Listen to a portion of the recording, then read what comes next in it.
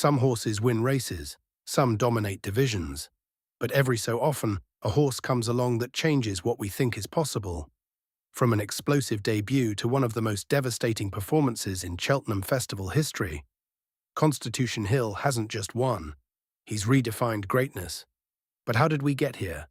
Before the hype, before the Grade 1s, before the Champion Hurdle, Constitution Hill was just another young horse heading into a novice hurdle at Sandown.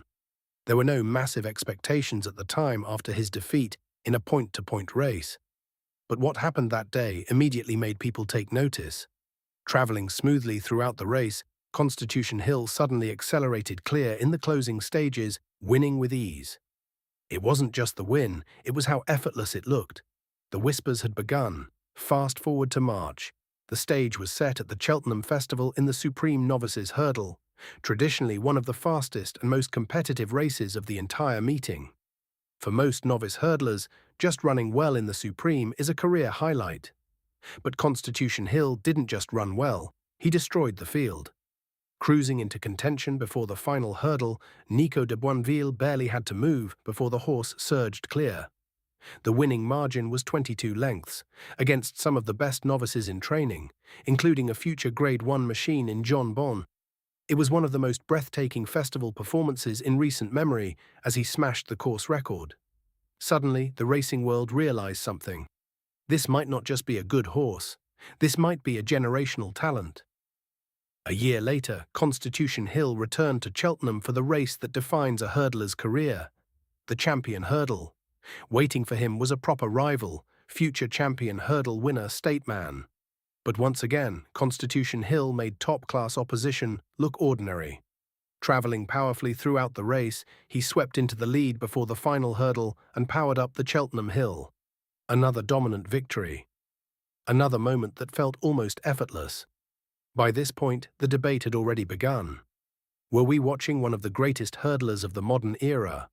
What makes Constitution Hill so special isn't just the wins. It's the way he wins. The cruising speed, the precision jumping, the ability to quicken away from elite horses without ever looking under pressure. Under the guidance of legendary trainer Nicky Henderson, Constitution Hill has developed into the horse every rival fears. Because when he turns up at Cheltenham, something remarkable usually follows. But racing careers move quickly. Legends don't last forever, and every great champion eventually reaches the moment when people begin to ask the same question. How long can this dominance continue? And it didn't for too much longer. Injury forced him out of the Champion Hurdle the next season, allowing Stateman to convert a penalty kick in underwhelming fashion.